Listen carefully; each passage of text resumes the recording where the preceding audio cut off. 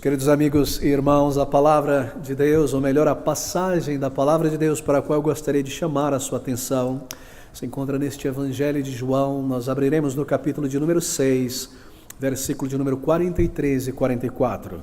Abra comigo em João, capítulo 6, versículo de número 43 ao versículo de número 44, estas palavras do Senhor Jesus Cristo. Respondeu, pois, Jesus e disse-lhes: Não murmureis entre vós, ninguém pode vir a mim, se o Pai que me enviou o não trouxer, e eu o ressuscitarei no último dia. O nosso título e tema nesta manhã é sobre a conversão bíblica e o perigo, o mal do chamado sistema de apelo.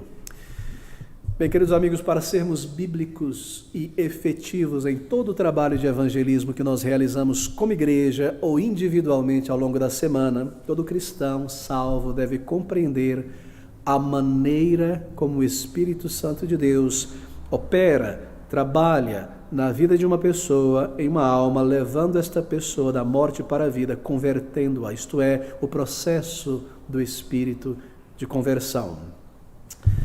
Nós só teremos clareza em nossa propagação do Evangelho, em nossa comunicação particular, individual, nosso testemunho do Evangelho da graça redentora como crentes em Jesus Cristo, se nós compreendermos com clareza quais são os estágios bíblicos na conversão de uma pessoa. Bem, esse é o nosso tema na Palavra de Deus para esta manhã. Nós iremos considerar este ensino vital, nevrálgico, glorioso da Palavra de Deus, que é a obra do Espírito na conversão de uma pessoa. E, queridos amigos, isso, como eu mencionei, é de suma importância, é vital para todo o trabalho do Evangelho, seja como igreja juntos, ou nosso testemunho pessoal, a pregação do Evangelho do púlpito, qualquer comunicação do Evangelho a almas necessitadas, nós precisamos ter clareza a respeito desses estágios, da maneira como o Espírito Santo de Deus conduz uma pessoa à conversão, à salvação. É sobre este misterioso e glorioso processo do Espírito na conversão de uma alma que nós queremos lidar nesta manhã. Bem, deixe-me começar com esta nota. Pessoalmente, eu creio que muitos concordam comigo. Creio que a causa da maioria dos problemas na igreja evangélica, cristã, protestante de hoje, de nossos dias, ou melhor, das últimas décadas, está relacionada a uma falta geral de compreensão a respeito da anatomia da conversão. Como acontece a conversão?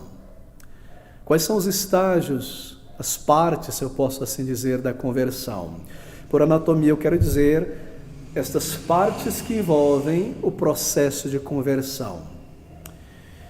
A maneira como uma pessoa é convertida por Deus, quais são os estágios gloriosos através do qual o Espírito Santo de Deus que converte alguém levará uma alma. Eu penso que o mal, a raiz de muitos dos problemas na igreja, no Brasil, no mundo, na verdade, nessas últimas décadas, tem sido esta falta generalizada de compreensão sobre a anatomia da conversão. Bem, observe, por exemplo, os chamados métodos evangélicos que invadiram a igreja nos últimos 100 anos. Você não precisa ir além disso. As últimas décadas, 50 anos, observe estes métodos que entraram tanto em igrejas históricas quanto em igrejas pentecostais, neopentecostais, nestas últimas décadas, que no lugar de pregar a mensagem clara, simples e direta do Evangelho da Graça Redentora, regularmente, a cada domingo, continuamente, e instar com as pessoas com argumentos bíblicos e urgir com as pessoas com argumentos bíblicos a buscarem a Cristo em arrependimento e fé, no lugar da persuasão, no lugar de um chamado sincero ao arrependimento para com Deus e a fé no Salvador, de irem ao Salvador em oração para o perdão, para a vida eterna, pessoas são agora, já de muito tempo na verdade, chamadas a realizarem um ato físico, como levantar a mão, como levantar-se e andar até a frente onde o pastor está, como um sinal de aceitação de Jesus Cristo como Salvador. Este é o estado em que nós nos encontramos já há algumas décadas. E talvez você tenha observado isso, nascido neste meio, ouvindo recentemente deste contexto. Uma das características trágicas, penso eu, da igreja contemporânea é a pouquíssima pregação específica da doutrina do Evangelho, isto é, do Evangelho da graça redentora. E a segunda tragédia da igreja contemporânea foi a perda das verdadeiras doutrinas da Reforma. A Reforma protestante foi este grande movimento levantado certamente pelo Espírito Santo de Deus para trazer novamente a bandeira, a pregação da salvação pela fé, da palavra de Deus como suficiente, como revelação completa de Deus, do Evangelho como uma doutrina específica, temas de salvação que deve ser pregado com urgência, com instância, regularmente, continuamente. Que toda autoridade pertence a Deus, que Ele é soberano na conversão, na salvação de almas. Ou seja, a perda das verdadeiras doutrinas da Reforma e, com isso, é claro, a perda do entendimento da anatomia da salvação. E isso, penso eu, é a raiz da confusão na igreja contemporânea em nossos dias, é claro, sendo redundante, e do mundanismo que entrou em tantas igrejas, na maioria delas. Veja, queridos amigos, é como se você pensasse sobre médicos que não tivessem o conhecimento da anatomia humana e fossem então clinicar pessoas. Você pode imaginar isso? É como pensar sobre um médico que não estudou anatomia, mas irá realizar uma cirurgia em você. Você pode conceber algo assim?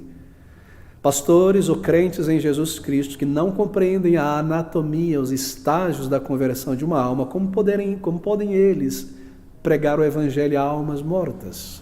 Como pode alguém evangelizar uma alma quando não compreende a maneira como o Espírito Santo de Deus conduz alguém da morte para a vida? Você percebe a gravidade disso? E assim, não compreendendo estas coisas, isso é visível em muitos púlpitos hoje. O resultado é que é trazido para a igreja, no lugar da pregação simples, direta e clara, regular do Evangelho, é trazido para a igreja métodos da engenhosidade humana para atrair multidões, para atrair pessoas, para mantê-las ali, domingo após domingo, reunião após reunião. E o que naturalmente a carne, a concupiscência humana gosta é o prazer. E assim é trazido o mundanismo para dentro da igreja, em todas as suas formas prazerosas, e as pessoas são mantidas ali muitas vezes. Claro, isso se espalha por todo lugar. Há exceções, obviamente, há pessoas, igrejas que permanecem ainda firmes, conscientes da verdade da palavra de Deus, pastores que compreendem esta anatomia do Evangelho, crentes em Jesus que têm isso claro em suas mentes. Mas, meus queridos irmãos, a conversão de uma pessoa é uma obra imensa, colossal do Espírito Santo de Deus. Não há nada que se compara no universo, em termos de um processo, do que trazer uma pessoa da morte para a vida, do que ressuscitar mortos espirituais, do que esta obra de nascer de novo, uma obra do alto, uma obra do Espírito Santo de Deus.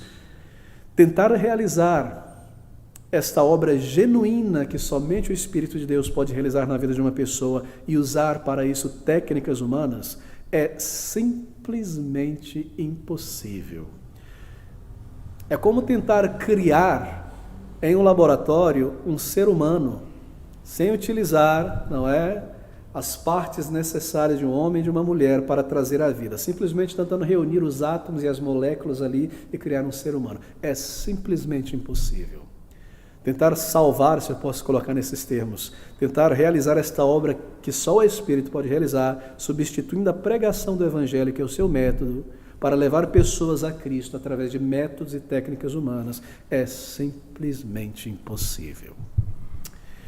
E o resultado desses experimentos no meio cristão, evangélico, é a multidão de conversões ilusórias que nós temos visto nas últimas décadas, composta por pessoas que experimentaram um momento de comoção e euforia sentimental durante um culto em algum lugar, mas que é desacompanhado, ou que foi desacompanhado da obra do Espírito Santo. Deixa-me repetir isso.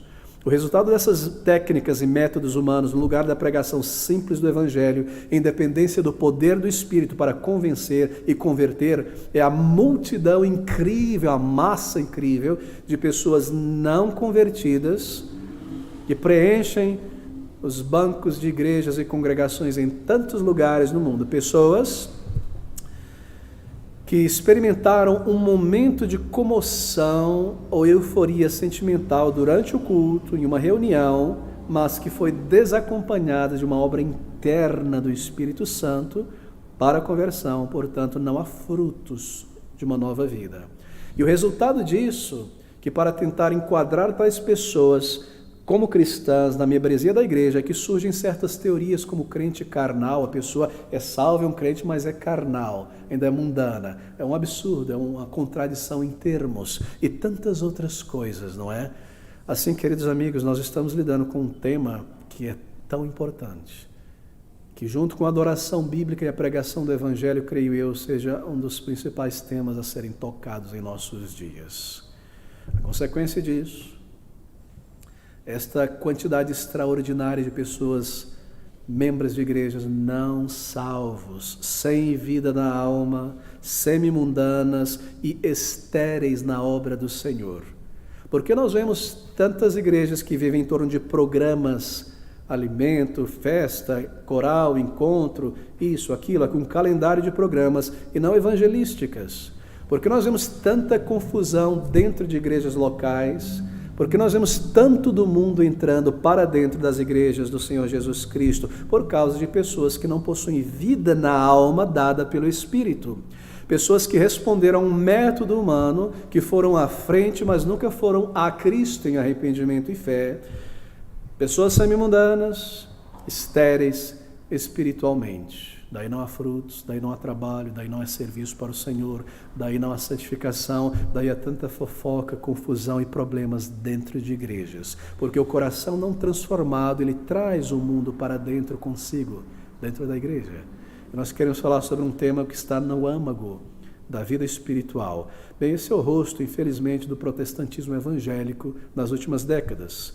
Este é o fruto mau, trágico, da quase extinção da pregação distinta, regular, incisiva do Evangelho da Graça Redentora, a perda das doutrinas bíblicas reformadas e, com isso, a extinção da compreensão da anatomia da salvação. Bem, pode ser que mesmo aqui nesta congregação, nesta manhã, hajam amigos vítimas destes métodos humanos. Eu devo declarar que antes da minha conversão eu fui uma vítima deste método, tendo crescido em uma igreja e passado por muitas igrejas onde o Evangelho pregado de uma maneira clara, regular, direto, não tinha sido totalmente colocado de lado, mas junto com isso, métodos humanos que nós iremos tocar nesta manhã, que trazem confusão mais do que auxílio. Bem, talvez aqui em nosso meio haja alguns amigos que estejam seguros que tal coisa, conversão já aconteceu em sua vida, porque um dia, guardado em sua memória, ao final de um culto, em um acampamento, em uma igreja, em um congresso, ouvindo o rádio, você, ao final deste culto, ao final desta pregação, comovido, emocionalmente movido, levantou a sua mão como resposta física de aceitação do Evangelho, foi à frente, orou do outro lado daquela tela de TV, manifestando por este ato físico que você estava aceitando, recebendo a Cristo, indo a Cristo. Mas, queridos amigos, imaginar que a conversão de uma única alma é algo que acontece repentina e instantaneamente como resultado de uma decisão pessoal unilateral, bem, revela a profunda falta de compreensão da anatomia da conversão, da maneira como o Espírito Santo opera na conversão de uma alma.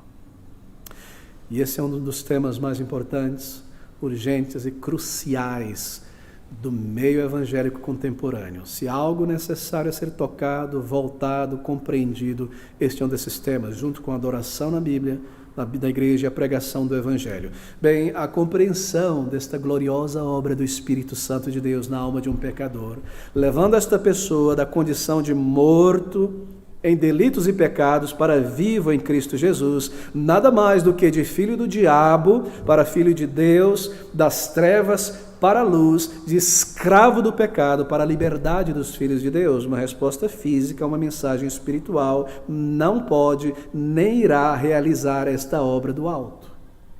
Assim, esta é uma interferência humana numa obra do Espírito e o resultado é confusão, não é verdade? Bem, deixe-me voltar então para a palavra de Deus depois desta longa introdução, para que você perceba, e nós temos tocado recentemente em pontos nevrálgicos da vida cristã, da fé evangélica, e mostrado, não é visto, porque dos problemas que nós vemos em nossa volta, no meio evangélico. Bem, há duas famílias, gostaria que para a sua primeira nota, há duas famílias de textos na Bíblia que lidam com o processo de conversão. Duas famílias de textos na palavra de Deus que lidam, que apresentam o processo da conversão de uma pessoa. Primeiro, há aqueles textos que ensinam clara e diretamente que o processo de conversão é algo iniciado por Deus. É Ele quem dá o início, a conversão, a salvação de uma pessoa. O homem não tem participação nenhuma, absolutamente nenhuma, neste início da conversão. Ele é inativo, ele é totalmente passivo neste primeiro momento. E é uma família de textos na palavra de Deus mostrando isso. E em segundo, há então uma outra família de textos que ensina que aquelas bênçãos conscientes da salvação, a paz, a alegria, a culpa removida, a certeza de vida eterna, estes frutos do novo nascimento somente acontece após o indivíduo ter passado pelo estágio do arrependimento consciente e fé no Evangelho. Isto é, após ele ter feito algo em resposta ao ato inicial do Espírito Santo. Assim, duas famílias de textos mostrando que é Deus quem inicia a conversão e que aquelas bênçãos que são resultantes da salvação só serão experimentadas por uma alma após a sua resposta à obra inicial do Espírito Santo, que abre os olhos de uma pessoa inicialmente, faz haver o seu pecado, a necessidade de Cristo, então ela é levada a ir a Cristo em arrependimento e fé. Bem, aqui estão alguns dos textos que provam que é Deus que inicia a conversão de uma pessoa. Abra comigo em João, nosso texto, capítulo 6, versículo 44 a 45. Nós seguiremos rapidamente por alguns textos para estabelecer esse ponto e chegarmos então ao chamado métodos de apelo para a conversão. João 6, 44, primeiros textos que provam que é Deus quem inicia a conversão. 44 e 45, diz o Senhor Jesus Cristo, observe com clareza, ninguém, e aqui, querido amigo, é ninguém, nenhuma alma, nenhuma pessoa, ninguém pode vir a mim, a Jesus Cristo, se o Pai que me enviou o não trouxer, e eu ressuscitarei no último dia. Está escrito nos profetas, e serão todos ensinados por Deus, portanto, todo aquele que do Pai ouviu e aprendeu, vem a mim. Você percebe? Esse texto ele está ensinando que a mente humana é iluminada por Deus. Observe, serão ensinados, versículo 45, está escrito no dos profetas, e serão todos ensinados por Deus. E o significado disso é que a mente das pessoas são iluminadas e a vontade é inclinada por Deus para que a pessoa vá a Cristo. Antes desse ato inicial da obra de Deus, uma pessoa, diz a palavra de Deus, está morta em delitos e pecados, jaz no maligno, jaz como alguém enterrado no túmulo, ali jaz fulano de tal, ali jaz o mundo, você e eu, nós estamos mortos. O morto não sente nada. Você pode cantar uma música para o morto, ele não vai dançar, ele não vai se levantar, você pode falar com ele, ele não vai responder, ele está morto, ele está inativo, não há vida. Como pode um morto responder a uma mensagem? Como pode um morto levantar-se e ir a Cristo? Assim, Deus precisa dar vida inicial a este morto, isto é, abrir estes olhos espirituais, para que a pessoa veja quão pecadora é, então comece a compreender o Evangelho, e assim Deus que iniciou está conduzindo esta pessoa, inclinando, iluminando a mente quanto ao seu estado, inclinando o coração para que vá a Cristo, porque é Deus quem convence pelo Espírito uma pessoa do seu pecado, da justiça de Deus, que é Jesus Cristo enviado a este mundo como meio de salvação, Ele é a justiça de Deus, e do juízo vindouro. É Deus quem toma este passo inicial. Aqui está então, observe essas palavras, ninguém pode vir a mim, se o Pai que me enviou o não trouxer, colocando de uma maneira positiva, só virá a mim para a salvação, só clamará a mim, só buscará a mim, só se arrependerá diante de mim, aquele que o Pai o enviar a mim. E fazendo isso, tendo isso acontecido, eu o ressuscitarei no último dia, diz o Senhor Jesus Cristo. Poderia ser mais claro? Está escrito nos profetas, e serão todos ensinados por Deus. Aqui está. Bem, observe isso. São ensinados por Deus, aquele que o Pai trouxer, bastante claro. Agora, entenda isso, aquele que o Pai trouxer não significa que o pecador ele é atraído ou convidado, não. A ideia aqui literalmente é trazido, arrastado, como alguém que está num buraco e ele é puxado, seu corpo trazido para fora daquele estado. Essa é a ideia do versículo. Ninguém pode vir a mim se o Pai que me enviou não o arrastar irresistivelmente, o trouxer irresistivelmente. Por quê? Porque por nós mesmos nós não iremos. Nós estamos mortos, nós não desejamos, e o Senhor atrai aqueles que Ele elegeu para a salvação.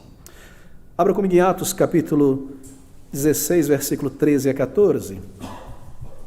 Os queridos irmãos, atente com muita calma para isto. Este tema desta manhã, Atos 16, de 13 a 14. E no dia de sábado, saímos fora das portas para a beira do rio, onde se costumava fazer oração. E assentando-nos, falamos às mulheres que ali se ajuntaram, e uma certa mulher chamada Lídia, vendedora de púrpura da cidade de Tiatira e que servia a Deus, nos ouvia. Ela era judia, servia a Deus, mas não era salva. Paulo estava pregando e o Senhor lhe abriu o coração para que estivesse atenta ao que Paulo dizia. Ela foi salva e logo na sequência lemos sobre o seu batismo. Conversão de Lídia, que está um exemplo. Deus abriu o coração dela para que ela entendesse a mensagem da palavra de Deus. Sem que Deus tome esse passo inicial, nós podemos nos sentar aqui e ouvir sermões de todos os pregadores ao longo da história e simplesmente não responderemos a este chamado, se Deus não abrir este coração duro para nós entendermos a palavra de Deus. Por que isso? Bem, porque a mente é inimiga de Deus. Ela não pode entender as coisas de Deus, nem se submete em arrependimento e fé a lei de Deus. Está lá em Romanos capítulo 8, versículos 7 e 8. Por esta razão, Deus precisa tomar o passo inicial. Muito bem. Há muitos outros textos, mas deixa-me seguir em frente. A segunda família de textos que prova que a experiência de uma nova vida, ela acontece após o arrependimento e fé. A experiência de ter o caráter limpo, renovado, ser uma nova pessoa, aquela alegria, aquele senso de paz, a culpa que é removida, isto vem depois do verdadeiro arrependimento e fé. Certo? São textos que repetidamente mostram que esta certeza de salvação, certeza de perdão, juntamente com a consciência de que eu sou uma nova pessoa, isto é, ser uma nova criatura, uma nova natureza, vem após o arrependimento e a fé. Isaías 55, versículo de número 7, nós lemos as seguintes palavras. Isaías capítulo 55, versículo de número 7. Deixe o ímpio o seu caminho e o homem maligno os seus pensamentos e se converta ao Senhor, que se compadecerá dele. Torne para o nosso Deus, porque é grandioso em perdoar. Você percebe a ordem? Deixe o seu caminho maligno e pensamentos e volte-se ao Senhor, converta-se ao Senhor. E Deus faz algo, o Senhor compadecerá. Torne para o nosso Deus, então Deus faz algo, Ele perdoa. Você percebe a ordem aqui? Os benefícios da salvação não são possuídos até após o arrependimento e a fé. Mas isso tem sido ignorado por muitos púlpitos, por muitos evangelistas. Queridos amigos, há mais ou menos 70 textos aqui no Antigo Testamento com este chamado a vir a Deus, que mostram esta ordem de eventos. Você responde a Deus em arrependimento e fé, então Ele te abençoa. Então há paz, então há adoção, então há justificação, então há aceitação. Nós vamos lidar com métodos de apelo e mostrar como isso não responde a esta verdade, isto atrapalha, isto confunde, isto é um grande mal. Muito bem, aqui está no Antigo Testamento, mas deixa eu mencionar um do Novo Testamento, Mateus 11, versículo 28 e 29, Mateus 11, Novo Testamento, palavras do Senhor Jesus Cristo, versículo 28 e 29. Observe aqui novamente, 28 e 29 do capítulo 11. Vinde a mim, essa é uma ação do pecador. Vinde a mim todos os que estáis cansados e oprimidos, convictos de seu pecado, porque Deus já abriu seus olhos. E se você vier, e eu vos aliviarei. Versículo de número 29. Ação: tomai sobre vós o meu jugo e aprendei de mim, que sou manso e humilde de coração, e o resultado: encontrareis descanso para as vossas almas. Sempre, sempre esta ordem. Os benefícios da conversão vêm depois do arrependimento e fé, nunca antes, nunca antes. Bem, a Escritura, a palavra de Deus, também nos ensina isto, que a conversão, a salvação de uma pessoa, que está a anatomia da conversão, é um processo. É muito importante guardarmos isso em mente. É de vital importância que esta verdade esteja clara na mente de todo crente, de todo pregador. Bem, deixa eu marcar isso. A Bíblia usa muitas figuras. Ela usa também a figura do novo nascimento, é mais utilizada por nós, não é? Para ilustrar esse processo. A gestação que leva ao nascimento é um processo, a gestação. O nascimento é um processo. Assim, a palavra de Deus ensina que a conversão é um processo.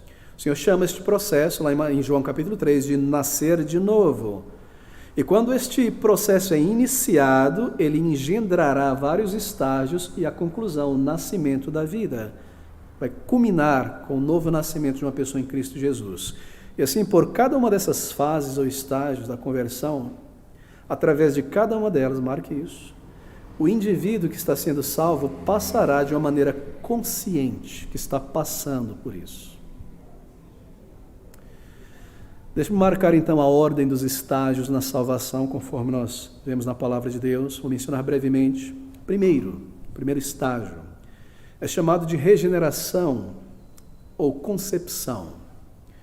Nós podemos chamar, para ser mais preciso, de regeneração inicial ou concepção inicial. Isso é algo instantâneo, algo que acontece em um momento. É aquele momento quando Deus abre os olhos, tira a venda dos olhos da pessoa. Na infância, ou na adolescência, na juventude, no final da vida, não é? Deus põe a semente, pensa sobre a gestação, a semente inicial que vai gerar a vida. Ele abre os olhos e a partir daí a pessoa começa a ver que é um pecador, que Deus é real, que Ele não está lá e eu cá. Ele vê, eu sou um pecador, o inferno é real, o céu é real, Deus é real, eu estou condenado. Esse é o passo inicial, porque sem isso eu vivo tranquilamente por minha vida, sem pensar, sem me importar com nada. Creio que Deus existe, mas isso não me toca, não me move a buscar o Salvador. Esse é o primeiro ponto. Nós chamamos de concepção inicial, algo instantâneo, regeneração inicial. Segundo, depois desse ato inicial da concepção, ao despertar e a convicção do pecado. São eventos pareados, não é algo prolongado. A pessoa desperta, como eu mencionei, e esse senso de pecaminosidade vai se intensificando ao longo de horas, de dias, semanas e às vezes meses para algumas pessoas. O bebê está sendo gerado. Terceiro, arrependimento e fé são pareados também, que também é algo prolongado. A pessoa convicta do seu pecado, tendo ouvido o Evangelho, ela será levada ao arrependimento diante de Deus, confissão de pecados, fé no Senhor. Então, tendo acontecido isso, quarto estágio, justificação e novo nascimento consciente. Também eventos pareados e algo instantâneo aqui. No momento que o bebê nasce, ele nasce, não é? Ele sai, ele nasce. Justificação. Então, por fim, tendo nascido de novo, paz, certeza, segurança de salvação, ser uma nova pessoa. Este é o ensino bíblico, esta é a anatomia da conversão. E todo crente é um médico de almas, e pastores em especial devem entender isso, querido amigo. Como você irá evangelizar alguém sem compreender isso? Como fazer uma cirurgia na alma, obviamente essa é uma obra do Espírito, sem compreender a anatomia, em que estágio uma pessoa está. Não somos nós que convertemos, nós somos cooperadores com o Espírito. E assim nós devemos saber o que Ele está fazendo na vida de uma pessoa para trazer o texto, a exortação do Evangelho. Essa é a nossa parte, com bons médicos de almas. Bem, deixe-me colocar aqui rapidamente uma analogia bastante apropriada para ilustrar esse processo. Penso que todos aqui já ouviram este exemplo que eu tenho dado às vezes, mas mostra os estágios. E a culminação desses estágios na salvação, o nascimento de uma nova alma. Bem, são 5 estágios, mantenha aqueles estágios em mente e pense sobre a analogia da gestação. Lá em Mateus capítulo 3, versículo de número 4 em diante, o Senhor Jesus Cristo, conversando com Nicodemos, ele fala sobre a conversão, ele dá a ilustração do novo nascimento, não é? Então pense sobre a gestação agora. A vida, nós sabemos, ela começa no ventre, não é? Ali, quando aquele óvulo é fecundado, ali é a concepção inicial, perfeito? Ali começa a vida, nós estamos falando sobre o novo nascimento e a ilustração é o nascer no ventre. Ali está então esse primeiro estágio, aqui está uma pessoa, um jovem, uma senhora, uma mulher, em um determinado momento da sua vida, ela está morta em pecados, ela está vivendo em seu pecado, porque nós nascemos em pecados. Nós entramos neste mundo pecador. Leia o Salmo 51 e todos os textos das palavras de Paulo e Pedro, você perceberá isso. Nós trazemos esse pecado original. Entramos neste mundo pecador. Eu estou morto. Mas espera aí, pastor, a pessoa está ali, construindo, produzindo, organizando a família, vivendo a silva. Como ela pode estar morta? Bem, querido amigo, em sua alma ela está operante porque ela está viva. Mas em seu espírito ela está inativa ou morta. O espírito, esta faculdade da alma que nos permite a comunicação com Deus.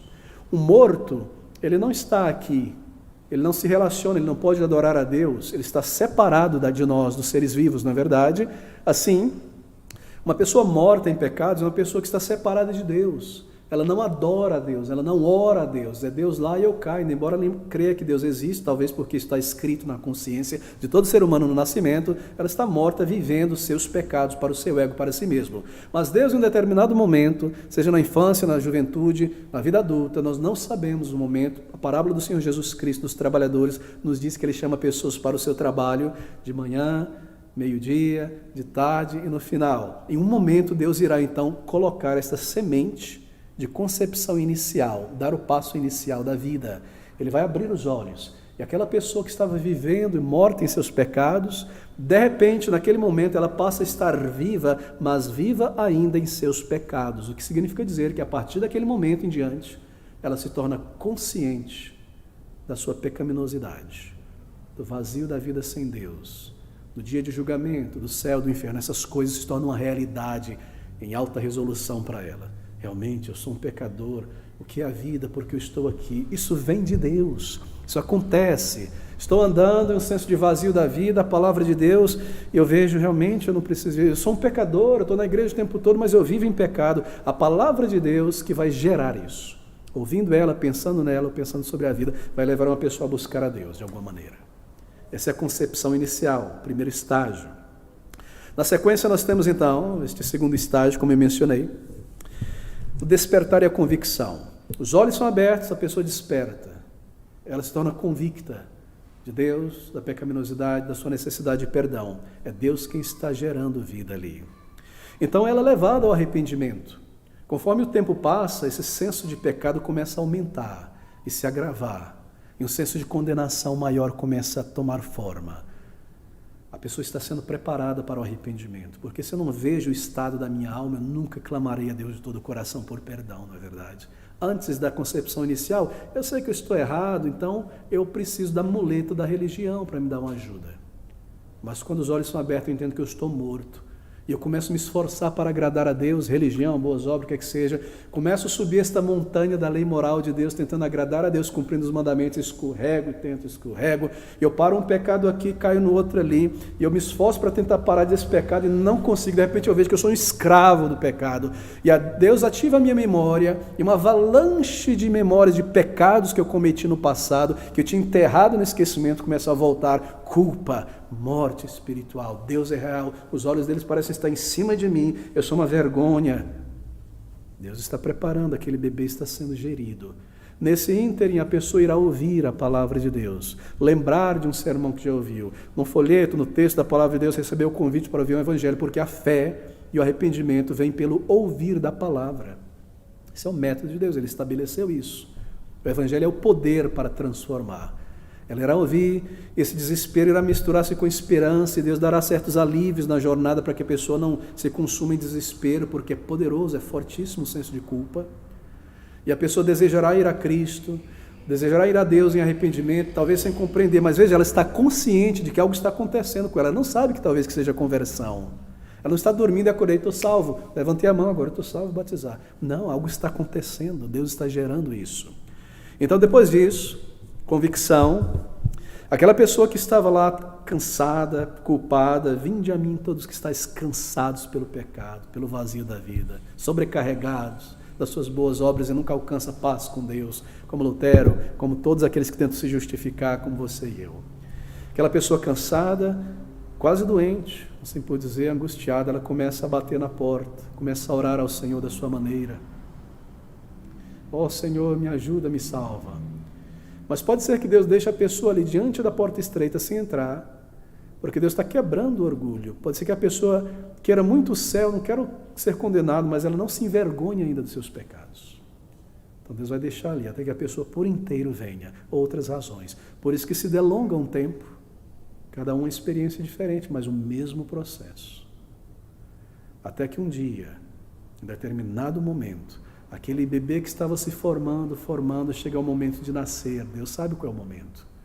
E ali cansado, triste, culpado, com a mistura de fé e dúvida, sem saber o que fazer, a pessoa, como no Salmo 51, ora a Deus, de todo o coração, ela se derrama, ela clama, um soluço da alma em direção ao Senhor, consciente e pessoal, perdoa-me, salva, Salmo 51, Salmo 32 ilustra isso, Salmo 116, Salmo 48, tantos exemplos. E naquele momento, em que ela vem por inteiro, fé e arrependimento estão juntos ali, porque se ela se arrepende diante de Deus, ela crê em Deus. Ele é galardoador daqueles que o buscam, não é? Se ela crê, então ela arrepende, porque esse é o comando, arrependei-vos. Esse é o chamado do Evangelho. Naquele momento, aquela pessoa leva a Deus em verdadeiro arrependimento e fé, se humilhando e clamando. Acontece algo invisível no céu aos olhos humanos, que nós chamamos em teologia, na Bíblia, na verdade, de justificação, como um juiz batendo um martelo, não é? E dizendo, você está perdoado e os méritos de meu filho eu coloco em você e lhe vejo como limpo e salvo, como se nunca tivesse pecado. Naquele momento da justificação, o bebê que estava se formando, ele sai, ele nasce, ali é o novo nascimento. E por ter nascido uma nova criatura, é adotado para a família de Deus. Paz, alegria, perdão, nova vida. A pessoa está consciente em todo esse processo. Todavia, ela talvez não entenda que ali é Deus que está lhe salvando. Mas ela sente, ela sabe que algo aconteceu, uma nova pessoa, mas Deus me salvou, eu sou diferente, as coisas que eu amava eu não amo mais, as coisas que eu detestava eu agora amo das coisas de Deus, o pecado não é mais meu amigo, é meu inimigo, é uma impulsão, um senso por santificação, como o bebê que nasce, ele quer leite, ele nem sabe que tem o seio, mas Deus já colocou nele, sabia que ele precisa. E o crente, a pessoa que nasce de novo, sua primeira compulsão de vida é santificação. Eu não quero me sujar, eu vou me livrar desses CDs, desses MP3, dessas companhias, dessas porcarias. Deus é santo, Ele me salvou, eu sou uma nova criatura. Ele é o Espírito Santo de Deus. Adoção, salvação, paz. Esta é a anatomia da conversão na palavra de Deus. Muito bem, a conversão então é um processo. Todo verdadeiro crente irá passar por esses estágios. Alguns mais curtamente, outros mais longamente, mas todos irão passar. Todo ser humano para nascer precisa da concepção inicial, a gestação e nascer. Essa é a obra de Deus, é ilustrada por Cristo em João 3 e tantas outras passagens. Nascer de novo. Mas, queridos amigos, os tempos mudaram. Vivemos em novos tempos. E há agora professores e pregadores e teólogos que querem conhecer sobre a alma humana mais do que Deus e o Espírito Santo. E a Bíblia e o seu ensino sobre como pregar o Evangelho, compreender a conversão de alguém se há frutos, é colocado de lado. E nesta área o que é colocado? Técnicas humanas, percepções humanas. A maneira bíblica de instar pecadores pelo Evangelho a irem a Cristo em arrependimento e fé é substituída por vir à frente, como um sinal físico de aceitação. Mas isto não é a mesma coisa de ir a Cristo. Muitas pessoas vão à frente, oram ali, aquela oração repetida no final do folheto, ou acompanham a oração do pregador na televisão e assentem, assim por dizer, como um sinal de aceitação. Mas isso não envolveu o processo consciente de dor, de angústia pelo pecado, de necessidade de Cristo, de maravilhamento da misericórdia de Deus, do processo que leva ao nascimento. Você percebe a diferença? A busca a Deus, em verdadeiro arrependimento é substituído por técnicas humanas para alcançar conversões instantâneas ali naquele culto, naquele momento. E a prerrogativa, claro, do Espírito de abrir os olhos e conduzir o pecador em seu estágio, pelo ouvir da palavra, é claro, até Cristo, até o nascimento, o momento certo que ele estabeleceu para o nascimento daquela pessoa, é substituído por técnicas psicológicas que geram, entre aspas, muitas aspas, conversões naquele culto. 100, 1000 naquela conferência, 10.000 ali, cabeças contadas, né? Porque levantaram a mão. Então você procura depois aquelas pessoas, como elas estão vivendo, santas para o Senhor, na igreja. Você percebe o que eu estou dizendo, meu irmão? É sobre isso que nós desejamos falar. O perigo e o mal do sistema de apelo. Esse é um sistema que encara a conversão de uma pessoa e todo o processo de conversão que o Espírito opera como algo instantâneo, imediato. É como se a criança já fosse colocada inteira no ventre e já nascesse. Né? Veio na igreja, estou aqui no mundo, nunca ouvi de Cristo, e não me importei, vivo o meu pecado, estou tranquilo, que alguém me convidou, vou lá, e de repente toda uma engenharia musical, psicológica, voz no microfone, música, etc. E eu me comovo, e é uma mensagem bela, quem não quer aceitar isso? Eu aceito, e eu aceitei e fui salvo. E você vê os cantores, os esportistas, muita gente, né, salva nesses contextos aí, e não há mudança alguma, porque não há santificação, não há o senhorio de Cristo na vida dessa pessoa, não houve o processo. Olhos abertos, eu sou uma miséria, um pecador, eu sou sujo, eu mereço a condenação. Busca, eu preciso entender isso que está acontecendo comigo, um senso de culpa, um vazio. Cristo, Deus, salvação, isso é verdade. Não houve este processo. Métodos criados para conversões, entre aspas, instantâneas. Bem, queridos amigos, não é um processo porque não houve estágios. Assim, tudo parece ter acontecido num flash, num zip, não é? Não foi algo consciente.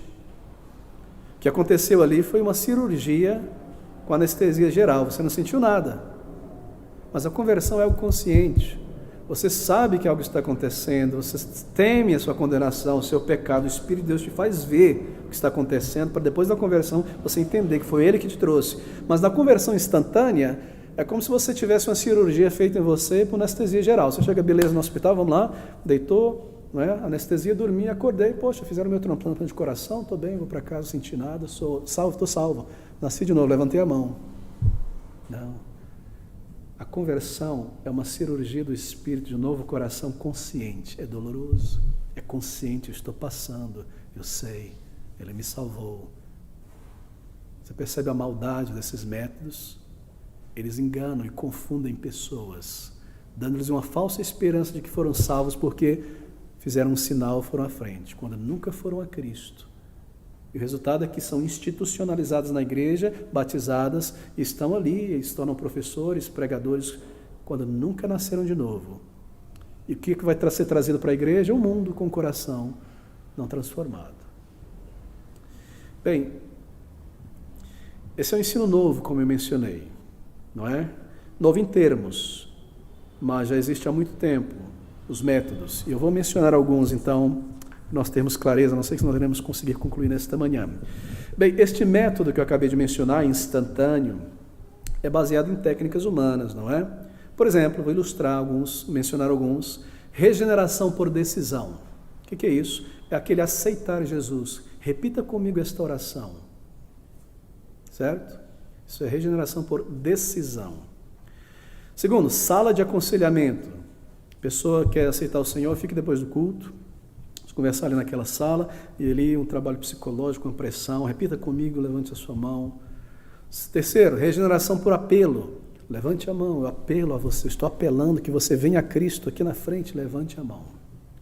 Regeneração por assimilação e participação é o mais comum em nossos dias. Envolvimento, né? Na igreja você começa a envolver, começa a aprender a linguagem de Sião, isso aqui, vaza, abençoa, participa de alguma coisa na igreja, já é visto como um crente. Pronto, você assimilou, agora é só batizar, etc. A maioria desses métodos foi desenvolvido no século XIX. Deixa eu mencionar um nome apenas, Charles Finney, pregador presbiteriano, norte-americano, primeira metade do século XIX. Foi ele quem inventou essa técnica de levantar a mão e vir à frente. ou de ficar na sala depois, e ali você vai ser convencido a levantar a mão, ora após mim, agora você está salvo, viva para Cristo e seja batizado. Foi ele quem inventou isso. Você não vai encontrar isso em 1900 anos de história do cristianismo, desde o início da pregação do Evangelho desde o início da pregação do Evangelho até aquele período, pregadores, evangelistas estão urgindo, estando com textos da palavra de Deus, que as pessoas voltem-se a Cristo, recebam um Salvador em arrependimento e fé, indo a Ele, pessoalmente, no momento certo, nunca virem à frente. Ah, pastor, mas isso está aí há tanto tempo. Sim, mas não é bíblico. Abra comigo em Atos, capítulo 2, apenas um exemplo rápido.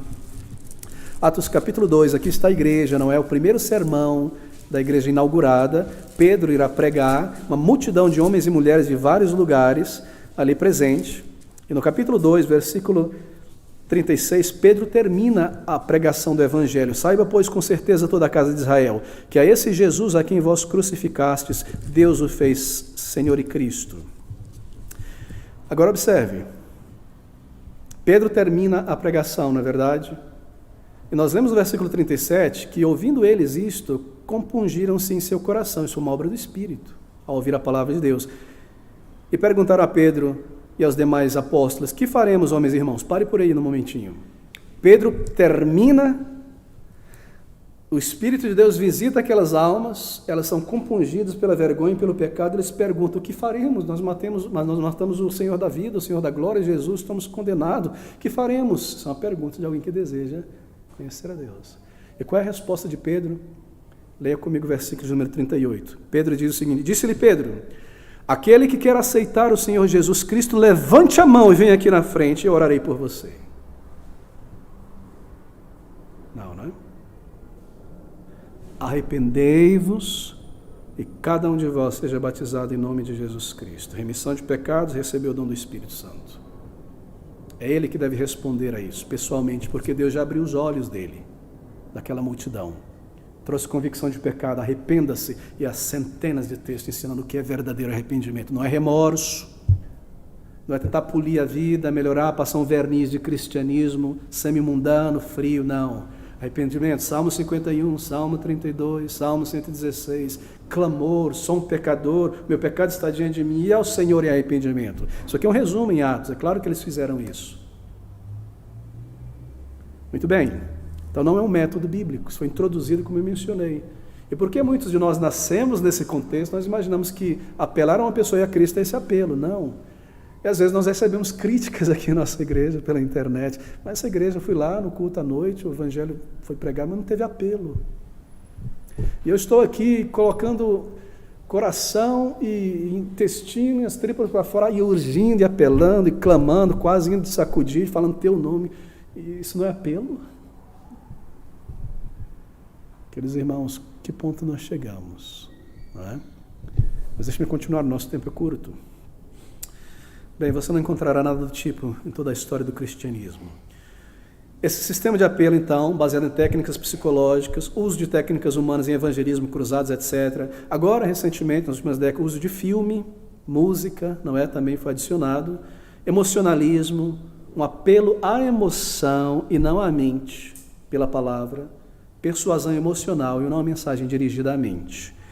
Bem, veja a cena típica que nós temos em nossos dias, de uma mensagem que traz ao final um convite, um apelo a um ato físico. A mensagem apresentada muitas vezes não é o Evangelho, a doutrina do Evangelho. É alguma mensagem com algumas frases evangelísticas, mas não um texto evangelístico exposto e pregado, ou argumentos evangelísticos. Mas foi pregado. E ao final você tem que colocar esse apêndice, não é? Esse sufixo ali que é chamar a pessoa para vir para frente. Embora ela não entendeu nada, não foi rugido, não foi instada, não foi explicada a sua necessidade, por que disso. Mas tem que fazer um apelo. Então, o que acontece? Nos últimos minutos, antes do pregador terminar, ele faz assim, ó. Aí lá vem o violonista, a pessoa com violão, aí começa a música de fundo antes dele terminar. Aí lá, tlim, aí todo mundo estava assim, cansadão, vem a música, tlim, eu acordei, aí palavras emocionantes e tal. Estou apelando à emoção. Mas e aquela mensagem toda? Não foi um apelo? O evangelho não foi explicadamente a razão? E você isso, e passa 10 minutos ali, e o seu amigo do lado já foi instruído para te dar um empurrãozinho, vai rapaz, vai na frente, aceita Jesus, às vezes estão pegando teu braço e levantando ali, já. E você, movido, tocado, minha vida está difícil, está demais, meu casamento, eu não tenho dinheiro, eu estou doente, eu quero aceitar Jesus, eu quero me mudar de vida, Deus tem um plano maravilhoso para mim, eu vou. Você não consegue ver isso aqui em Atos, nem nas pregações de Paulo. Ah, pastor, mas eles não tinham música. Não tinham todos os instrumentos musicais clássicos já produzidos. Não, clássico moderno. Tinha um teatro também, tinha coreografia. Pura e simples pregação da verdade, em dependência do poder do Espírito que irá salvar aqueles que ele irá salvar. E essa é a cena típica que nós temos hoje em dia. A busca por conversões instantâneas naquele culto. Levante a mão. Algo que deve acontecer ali instantaneamente, sem um período de busca, sem contrição ao longo de um período, sem bater na porta, sem buscar, sem se humilhar, tudo ali. Veja, eu não estou culpando pastores, porque muitos têm um desejo sincero de ver pessoas convertidas, é claro. Porém, são ignorantes sobre a anatomia da conversão, a obra do Espírito. É verdade? E alguns não sabem nada, são charlatões, querem números mesmo, né? Batiza agora e o próximo passo, dízimo, participar, fogueira santa, isso, aquilo. Números. Eu sou um grande evangelista porque naquela cruzada lá no estádio, 1000 pessoas foram salvas. Mas como você sabe disso? Claro, a gente contou, vieram na frente, né? 1, 2, 3, 4, 5 mil. Seu cartãozinho, pronto, procure a igreja mais próxima à sua casa, pode ser católica, pode ser evangélica, qualquer um, sirva a Deus de coração e siga em frente. Aí procure depois essas pessoas para ver se houve uma obra de regeneração. Você vai encontrar 1 em 1000, 2 em 1000, que foi salvo, mas não pelo método, apesar dele. Provável que a conversão foi um pouco antes ou um pouco depois. Muito bem, essa ideia da conversão inteira como instantânea, veja, ela não deixa espaço nenhum para o processo verdadeiro, pessoal, de mudança de mente, de mudança de postura, que só acontece ao longo de um período de tempo. Na verdade, quando eu paro, caio em mim, o que eu estou fazendo na minha vida? Deus é real. E os dias vão passando e o senso de pecaminosidade aumentando, a gestação. Mas esse processo, técnica instantânea, não permite isso. Ele interfere na obra do Espírito Santo de Deus. Mas a Bíblia demonstra que a conversão é um processo, e um processo consciente que segue estágios. Bem, qual é o perigo, então, de usarmos métodos, chamar pessoas a fazerem uma decisão física? Qual o problema de um apelo feito no final de um culto, desse tipo de apelo, né? Culto evangelístico, convidando pessoas para levantar a mão, dar algum sinal físico, preencher algum cartão, vir à frente, ensinar a sua resposta de aceitação do Evangelho. Bem, por que ele é errado, por que ele é perigoso, este método? A primeira razão deve ser a única razão. Um sistema de apelo como este não é bíblico. E essa é a advertência mais eloquente que nós poderíamos ter, se somos crentes bíblicos. Nós não encontramos isso aqui. É o simples fato de não estar na Bíblia, nenhum lugar na Bíblia, como eu mencionei. O Senhor Jesus é nosso exemplo, não é? Ele nunca chamou por decisões e profissões públicas de fé na maneira tão comum feita em nossos dias. Ele fez o oposto. O oposto. Quando você observa a maneira do Senhor pregar, com muita frequência, o Senhor peneirava, né? E mandava as pessoas de volta para casa, porque vieram a Ele de uma maneira errada.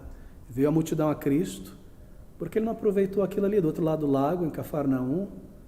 Ele tinha multiplicado os pães e os peixes, alimentou a todos, curou a todos, atravessou o lago. Ela vem a multidão, imensa multidões. Porque ele não aproveitou o momento e falou, olha, vocês querem me aceitar Deus, levanta, vamos marcar isso aqui com clareza. Não, ele disse, vós vinde a mim, não por causa da mensagem, mas porque comestes o pão e peixe. Vê como ele perenava, aquele que não comia a minha carne, bebeu o meu sangue, que mensagem dura, a partir dali muitos foram para trás. Arrependimento, fé no Senhor, não quero isso. Eu quero Deus e eu quero o mundo, quero uma igreja pop, um pastor pop, eu quero meus pecados e Deus, eu quero comer o queijo da igreja e o queijo do mundo. Não, queridos amigos, raça de víboras, produza primeiro um fruto que mostre que houve arrependimento, santificação, depois venha ser batizado. Que o batismo significa aquilo que já aconteceu. Ele não salva ninguém. É isso que nós vemos na Bíblia o tempo todo. Bem, nem qualquer outro mensageiro do Evangelho ao longo da história, não é? Até 1830, Charles Finney e tantos outros. Para os batistas, por exemplo, metodistas, congregacionais, esse sistema de apelo era completamente desconhecido até esse período que o presbiteriano Charles Finney trouxe. Antes disso, você não vai encontrar na história da igreja esse tipo de apelo a levantar a mão. Spurgeon, grande evangelista, você não ouvia fazer isso, mas conclamar pessoas ao arrependimento e à fé. Não é? Imagina, dessa maneira, urgindo, persuadindo, texto, argumento. Pessoas olham para Spurgeon e imaginam que ele era um pregador batista semi-pentecostal de nosso dia, que andava para lá e para o lado, e que fazia apelo. Não. Mensagem da cruz. Leia os textos, leia os sermões, estão disponíveis. Os batistas não conheciam, os congregacionais, os metodistas, estou mencionando aqui denominações históricas. Bem, qual é o texto já usado então, pouco tempo nós temos, para justificar, eu só estou na metade, para justificar essa técnica de apelo, que não tem qualquer coisa a ver com a palavra de Deus, vir ao púlpito e levantar a mão. O texto é esse, abra comigo em Mateus 10, 32. Mateus capítulo 10, 32. Esse é um de vários, mas esse é o principal. Surrado e malhado esse texto, para justificar essa ideia. Observe. Mateus 10, 32 diz assim, esse texto é usado normalmente nesse momento emocional do final. Diz assim, 10, 32, portanto, diz o Salvador, qualquer que me confessar diante dos homens, eu confessarei diante de meu Pai que está no céu. Mas qualquer que me negar diante dos homens, se envergonhar de mim, eu negarei também diante de meu Pai que está no céu. Ou seja, esse texto é taxado a resposta, aterrorizando as pessoas. Você vai ou Deus vai te negar agora. Levanta a mão, levanta a mão. Mas, querido amigo, a Bíblia, ela demonstra que a conversão é um processo. E esse texto aqui, ele se refere ao nosso testemunho e à nossa lealdade ao Senhor ao longo de toda a vida diária, não a um ato físico no final. Esse é o envergonhar-se de Cristo, no trabalho, na escola, crente escondido, semi-crente. Não é? Esse é o envergonhar-se de Cristo. É claro, nós devemos ser como Daniel, não é? Sadraque, Mesaque e Abednego. Mas há muito crente aí, supostamente, que está se envergonhando de Cristo. Misturou o mundo, ou seja, não nasceu de novo. Isso é um crente de verdade. Aquele que se envergonhar de mim, esse texto fala sobre isso. Bom, eu creio que nós não precisamos de mais argumentos quanto a esse texto, não é? Essa técnica não é encontrada na Bíblia. Ela foi criada e introduzida em igrejas, mas é contrário ao método bíblico. O sistema de apelo é um ato físico imposto sobre uma questão espiritual.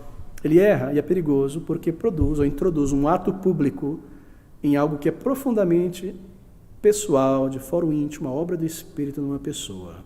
Ou seja, uma pessoa faz algo ao levantar a mão, ao andar pelo corredor, um ato físico, e é assegurado a essa pessoa que ali foi a sua conversão.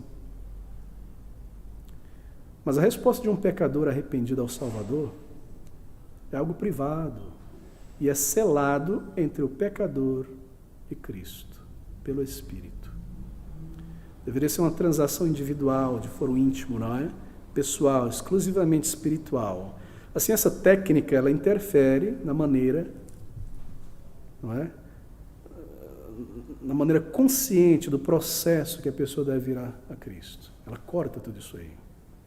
E assim ela introduz o quê? Um catalisador artificial, para acelerar de uma vez o negócio. Outra razão que o sistema é perigoso é que esse sistema, veja você, ele dá ao indivíduo o poder executivo de sua própria salvação. Quando eu desejar ser salvo, eu vou ser salvo. Agora não. Quando eu desejar levantar a mão, eu vou lá, eu vou ser salvo. Agora eu não estou preparado. Primeiro eu tenho que mudar, melhorar muito para ser um bom cristão. Aí eu aceito, eu vou ser batizado.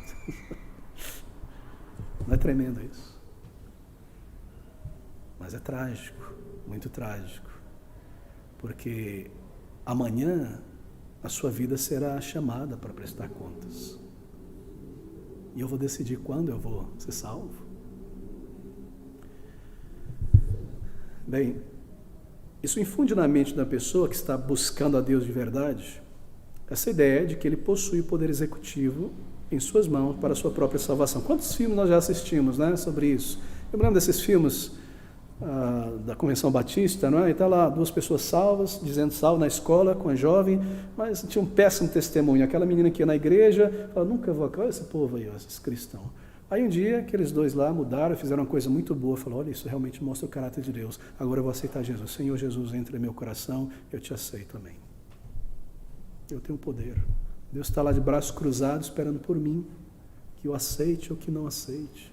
Ou seja, a obra dele na cruz é colocada sobre o poder executivo do ser humano. Deus fez tudo o que precisa, agora está lá de braços cruzados, ansiando que a pessoa venha aí. Vem, se você não vier, vem, não vem. Não. Todo o que o Pai me der, diz o Salvador, virá a mim. Aquele que o Pai trouxer irresistivelmente. Aquele que ele levantado entre os mortos. Isso é um processo, querido amigo. É um grande erro aquilo. É a causa de muitos problemas. Por quê? Porque a dádiva da salvação à alma está sempre, sempre nas mãos de Deus. E não nas mãos do ser humano. Nas mãos de Deus. É Ele quem perdoa ou retém os pecados. É Ele que vê o verdadeiro arrependimento, que aceita o verdadeiro arrependimento e diz, está salvo. E não o homem que se levantou a mão, agora você está salvo. Você ensinou aqui, agora viva uma boa vida. É Ele que dá certeza.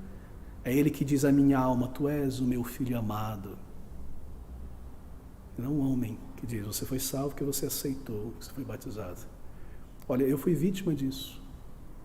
Crescendo no meio evangélico, caí na rede do apelo, era uma criança, 9, 10 anos. Fui sincero, queria ir lá na frente, queria participar da igreja, participar da ceia, interagir. E levantei minha mão e fui lá e chorei. E depois de algum tempo fui batizado. E veio a adolescência, poucos anos, caindo no pecado, imoralidade, tudo horrível que você pode imaginar.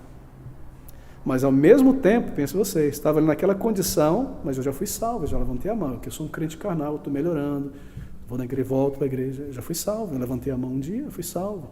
Quando Deus abriu os meus olhos em João, 1 João 6, 3, 6 e 9, foi um conflito para mim, porque eu dizia, eu vivo em pecados, como diz o texto, eu não sou salvo, mas já fui salvo. Você percebe como isso atrapalha alguém, impede uma pessoa de continuar, assim por dizer, buscando a Deus, lhe é dado um certificado.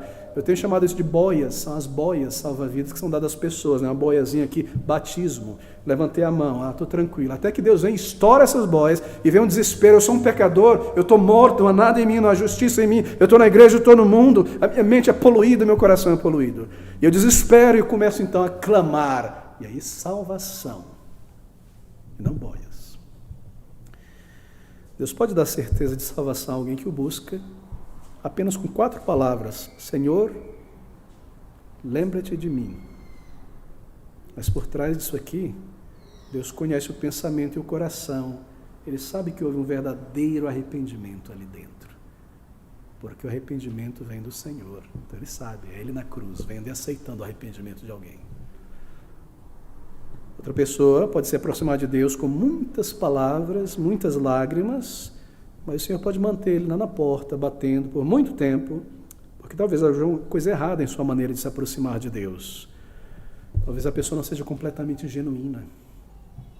Talvez ainda haja orgulho, autoconfiança na minha capacidade, ou talvez não tenha uma compreensão correta da sua pecaminosidade. Só preciso parar esse pecado e aquele. Não entende que é um pecador por natureza, e essa gestação vai levar um tempo maior. Mas porque a salvação pertence a Deus, então nós nunca devemos dar a impressão, usar uma técnica, dar a impressão à pessoa e dizer para ela que cabe a ela a execução de sua própria salvação. Você deve buscar de Deus até que Ele te dê, ou não. Pertence a Ele fazer isso. Por isso que eu devo rogar e clamar e me humilhar diante do Senhor. É algo que Ele faz. Nós devemos ir pessoalmente em busca de uma profunda conversão. Ir a Cristo. Não é? Ele sabe a sinceridade. E Ele decide quando abrirá a porta e dará a entrada à salvação. Assim como eu, você foi uma vítima de algum método de apelo, eu lhe urjo nesta manhã a examinar o seu coração antes que seja tarde. Porque, meu querido amigo, você pode ter nascido na igreja, crescido na igreja, batizado na igreja, casado na igreja, enterrado na igreja e acordar no inferno. Porque você nunca foi a Cristo individualmente, como um pecador convicto. Mas por que você precisaria ficar assim e morrer assim?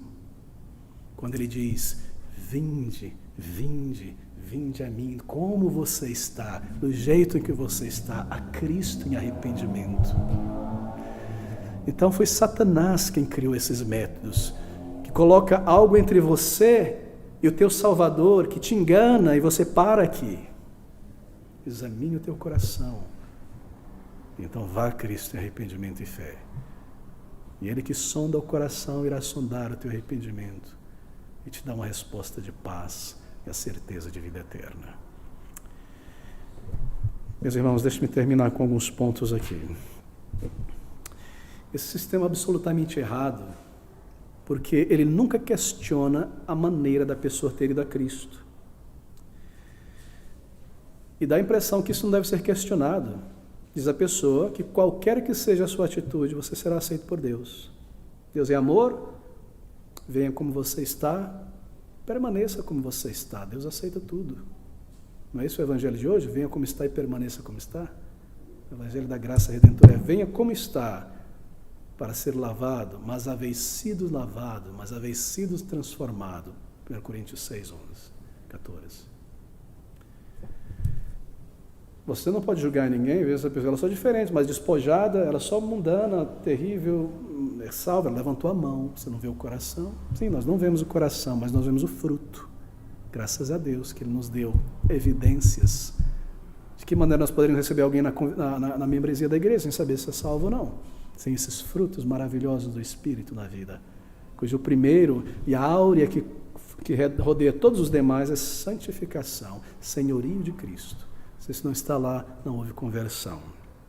Mas o sistema de apelo dá às pessoas a impressão de que Deus ele não vai questionar o nível presente do teu arrependimento, tua sinceridade, tua dependência de Cristo. Não é? Levantei a mão. É dito uma vez que você toma essa decisão pública, então você está salvo e não deve se questionar. Mas lembre-se, o Senhor Jesus Cristo, Ele questionou, Ele examinou e Ele peneirou o jovem rico. Tudo isso tenho feito, Senhor. Não, mas Ele sabia o ídolo no coração. O Senhor questiona, sim. Claro que sim. Ele conhece o coração. Lembra-se dos 3 homens de Lucas 9, 5, 7? Também. Segundo, é que esse sistema ele encoraja a ilusão espiritual. E aqui está algo que nós temos tocado muito, muito, muito: o perigo da ilusão espiritual, autoilusão. Achar que está salvo quando não há frutos de uma nova vida do senhorio de Cristo. Encoraja um arrependimento raso, não é? A confiança imperfeita no Salvador, falsa esperança de conversão, a milhares de pessoas que foram parcialmente afetadas pela mensagem do Evangelho. Assim não se surpreende, não é de surpreender, que esse sistema tenha trazido para a igreja inúmeras pessoas que creem serem convertidas, foram à frente em resposta a um apelo, enquanto não demonstram nenhuma submissão a Cristo. Elas são senhoras e senhores da sua própria vida, decidem quando adoram a Deus, não entendem que Deus tem exigências, não se submetem a Deus, vivem para si. Não é de surpreender. Mostram todos os indícios que ainda estão fortemente presos a atrações poderosas deste mundo. Quinta razão, o sistema de apelo é errado, porque ele assegura e oferece a certeza a uma pessoa de que ela foi salva, uma vez que a pessoa faça o ato físico. E é neste ponto que esse sistema ultrapassa e invade terreno santo.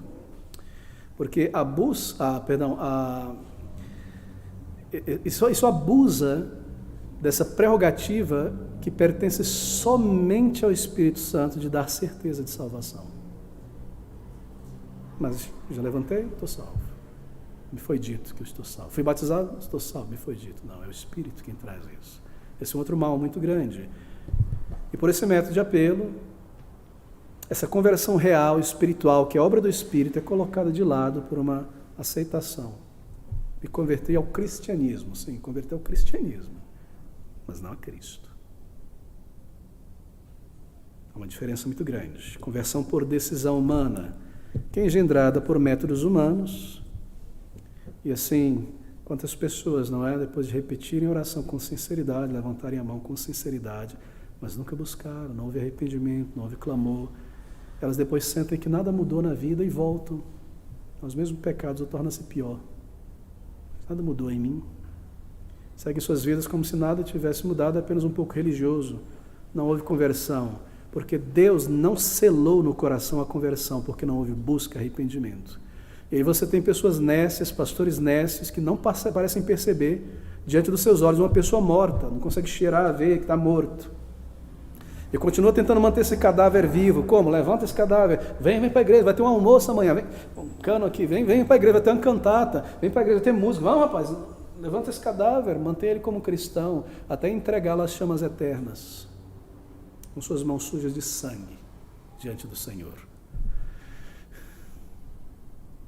Queridos amigos, a Bíblia é absolutamente clara, que quando nós somos convertidos, as evidências são claras. Deus nos dará certeza em nossos corações. Romanos 8, 14 e 17. Em Efésios 1:3, Paulo declara enfaticamente que todos que são salvos experimentarão a bênção de segurança e de certeza de sua salvação. E é verdade também, claro, que essa certeza pode vir a ser enfraquecida por várias razões. Nós temos lidado com isso, não é? Daí aperfeiçoar a vossa vocação, firmados na fé, não é? Desenvolver o que Deus já colocou ali. Isso se chama santificação. Mas esse sistema de apelo não pode dar isso. Não pode dar nada, na verdade. E assim, muitas pessoas seguem vivendo suas vidas com esta certeza de que nasceram de novo, sem terem nascido de novo. E nesse método, quem garante a conversão não é o Espírito, é as palavras do evangelista que diz: ore comigo, repita, agora você está salvo. Você aceitou a Jesus. Mas isso não é certeza nem garantia de salvação. Certeza e garantia de salvação é um selo do Espírito na alma. Sexto, uma outra razão da grande falsidade e perigo desse sistema é que ele foi criado, formado, pensado e criado para se encaixar em uma teologia específica, que foi a teologia arminiana, que já existia antes do método, ou seja, só faltava a ponta da flecha, que é o método. Porque se essa teologia diz que está no ser humano a capacidade de agradar a Deus, de ir a Deus, de ser salvo, de salvar-se a si mesmo, então, se eu estou ajudando elas a virem a Cristo, eu estou fazendo a melhor coisa possível pela alma delas. Percebe? Mas quando nós entendemos o ensino bíblico que é Deus quem opera o estado da nossa alma, aí nós compreendemos que é uma obra de Deus. Claro, há um momento em que você vai a Deus, sim, mas você vai porque Ele te abriu os olhos. Como aquela criancinha pequenininha que está começando a andar, chegando aos 2 anos de idade, o papai diz, vem. E ela olha para os pezinhos e começa a andar assim, estou andando, eu estou indo ao meu pai. Mas a todo tempo o pai está puxando pelo dedinho, atraindo, trazendo. É assim que Deus opera. Porque é consciente, eu devo entender que eu sou um pecador, que Deus abriu os meus olhos e eu fui a Cristo por causa disso. Ele me levou a isso. E ouviu o meu arrependimento, e me deu uma resposta de fé e me salvou. Fui em oração, clamei. Meus irmãos, se nós temos uma visão sobre a liberdade da vontade humana para agradar a Deus, então esse é o método mais eficaz. E qualquer coisa que vai ajudar a pessoa a vir, fantoche, comida, palhaço, teatro, terrorismo, no final das contas você ajudou a pessoa a ir a Cristo, você fez o melhor trabalho possível, não é? Sétimo, esse sistema, ela ataca a doutrina bíblica do pecado e diz que no final das contas o ser humano não é tão mal assim, não é? Que lá no Jardim do Éden, quando ele caiu, ele só quebrou uma perna, ele consegue ir a Cristo ainda com outra. Mas a verdadeira teologia, o verdadeiro ensino bíblico diz que quando Adão e Eva caíram no Jardim do Éden, eles quebraram o pescoço, eles morreram espiritualmente. E por isso Deus tem que dar vida. Mortos em delitos e pecados, quer dizer mortos, estáveis mortos. E alguém pensa, não era morto, Como nós nos afastamos desses termos da palavra de Deus? Como é que o ser humano pode trazer ao final sua rebelião? Bom, eu só quebrei a perna, eu posso me consertar. Morto se ressuscitar. O preso sair por si mesmo da jaula. O cego abrir os seus olhos. O surdo abrir os seus ouvidos. O paralítico voltar a andar. Todas essas são figuras espirituais do estado do ser humano em pecado. Só Deus, Cristo Jesus, em todos aqueles milagres mostrando, é Deus quem faz isso. Sou eu quem perdoa o pecado, sou eu quem curo.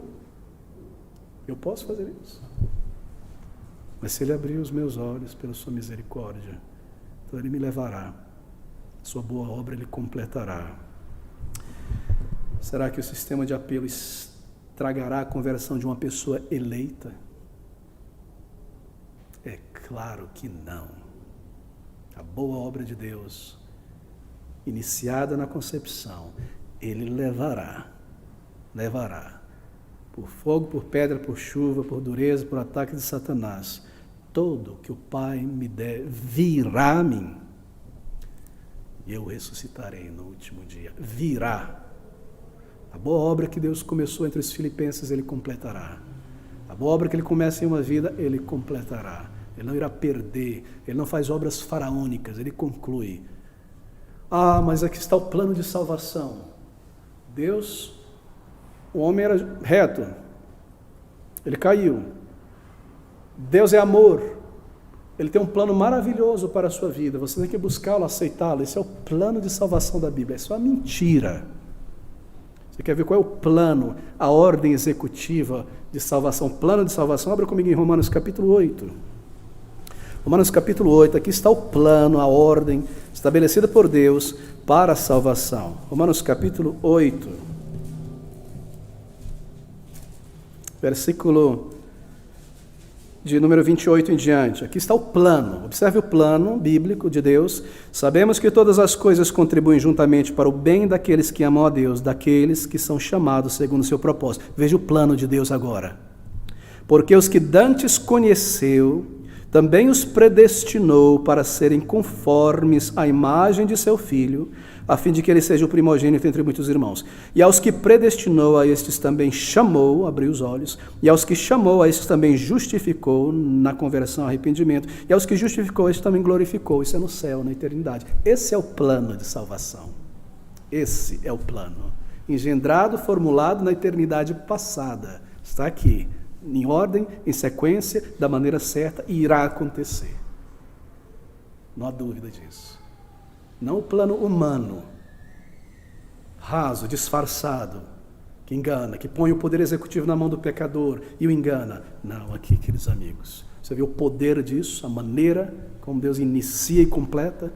Este é o plano, formulado na eternidade passada, cumprido por Cristo, executado pelo Espírito Santo. Ele irá trazer os seus.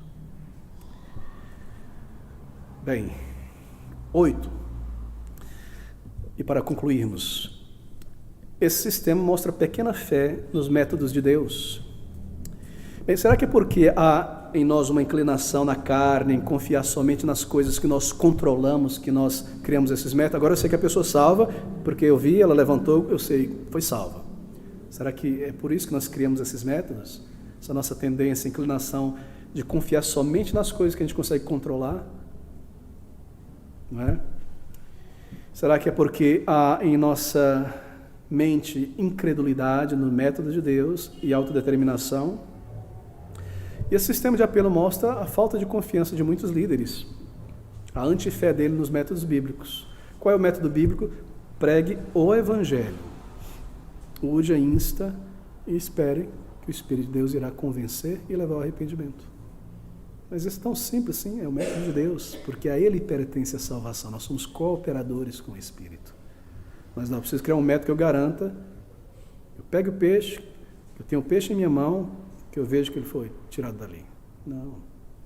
É o Espírito de Deus quem converte, quem gesta. Nós somos parteiros espirituais, apenas ajudando o que o Senhor está trazendo à vida.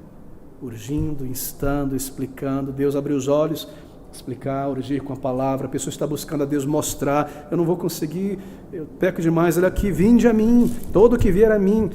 A maneira errada, nós somos parteiros espirituais. É Ele quem faz isso, na maneira dEle, no tempo dEle. E essa é a nossa obra. E por último, esse método produz milhões de ex-crentes cínicos e irônicos. Esse é o mais trágico e desonroso dos resultados a Cristo. São multidões, né, de pessoas frustradas desde 1830, que dizem assim: eu fui um crente um dia, isso e aquilo, batizava e estava lá na igreja, rapaz, pregando e tocando, Mas hoje eu sou desviado, hoje eu estou no adultério, prostituição, no homossexualismo, eu sou desviado. Não, você não é desviada. Você nunca nasceu de novo. É uma diferença muito grande. Não temos tempo para lidar. Colossenses 3, observe, leia com calma. 1 Coríntios 6, 11, perdão, em diante. 2 famílias de pecados ali. Aquele que permanece no pecado nunca nasceu de novo. Porque a semente de Deus está nele e não pode permanecer no pecado. Mas, pastor, eu sei que eu sou salvo, nasci de novo, mas às vezes vem essas contradições. Sim, esse já é um ensino para o salvo. Paulo fala sobre despojar-se da velha natureza, lá no capítulo 3 de Colossenses. Mas no início ele falou sobre crucificar, ali é conversão. E aqui agora, nascido de novo, santificação, respondendo à palavra de Deus. Na conversão, o passaporte para o céu, na santificação, a cultura do céu formada em nós. Então há uma diferença. E essa é a ideia do crente carnal, que é por aí. Não conseguem discernir, não conseguem olhar numa igreja, conversar com as pessoas, observar se alguém é salvo, se alguém não é. Não pode julgar. Mas essa é a heresia do não julgueis. O Senhor Jesus disse, julgai com o reto juízo. E o reto juízo é essa régua aqui, a tua palavra é a verdade. E pelos frutos nós sabemos se nasceu de novo ou não. Deixa eu terminar. Salvação é um processo. Regeneração inicial ou concepção inicial, algo instantâneo. Então, despertar é a convicção de pecado, eventos pareados, não é? Prolongada, gestação, a busca, o arrependimento e a fé. Também, justificação, novo nascimento consciente, algo instantâneo. Então, segurança de salvação. Queridos, nós devemos concluir aqui, embora há muita coisa para nós lidarmos, mas nós continuaremos em outra oportunidade, Senhor permitindo. Estamos preparados com a palavra de Deus para discernir no meio da confusão, para ajudar pessoas a sermos médicos de almas efetivos e também para sondar os nossos corações, se já passamos da morte para a vida. A palavra de Deus é maravilhosa, ela não é confusa, ela é clara. Nós precisamos dela. Se nós nos afastarmos dela, nós seremos levados por essa maré de confusão que está por aí. Firme-se na palavra.